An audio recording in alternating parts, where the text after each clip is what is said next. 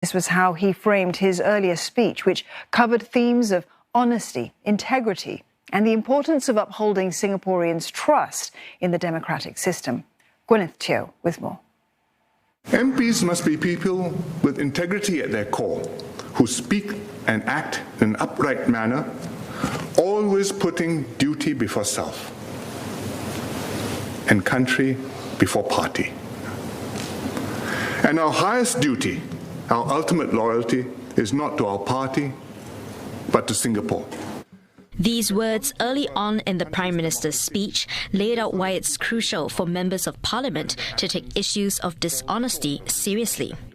And he pointed out that democracy also relies on the people and voters demanding these same norms and holding those in power accountable. Trust was a key theme in the speech, with the word used more than 30 times in 45 minutes. Raising examples from other countries, PM Lee pointed out how the United Kingdom Parliament is currently going through a scandal over a government that failed to follow its own COVID-19 rules. And a lack of trust in the United States political system means many people have refused to follow COVID-19 protocols that can keep them safe, such as mask wearing and vaccination. PM Lee says Singapore is inherently no more or less special than such countries, and that while people currently have high trust in the government, this is by no means a guarantee. It is incumbent on all of us, each succeeding generation, to protect and build upon this system that we have inherited. And this requires us to uphold integrity, enforce rules and standards, apply the same rules equally to everyone, make sure nobody is above the law. If we can do that consistently, persistently, unflinchingly, then we have a shot at making things work. People can trust our leaders, our systems, and our institutions.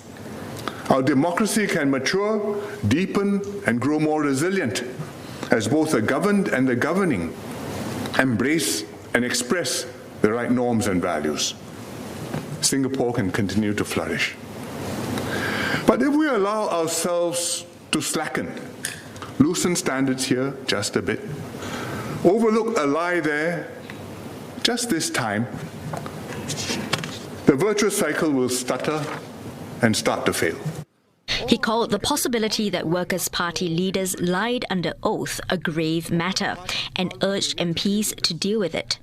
Can we pretend nothing happened? Or if that's too much to stomach, given the strong evidence laid out by the committee, perhaps we lower our standards just a little. Note that untruths were told, but argue that it was, after all, not so serious a lie, and no harm was done. If we do either of these things, we too would become complicit in dishonouring and demeaning Parliament. We must take the transgression seriously and act on it, Mr. He said that letting flagrant transgressions pass will erode trust in leaders, respect for Parliament, and support for the whole political system.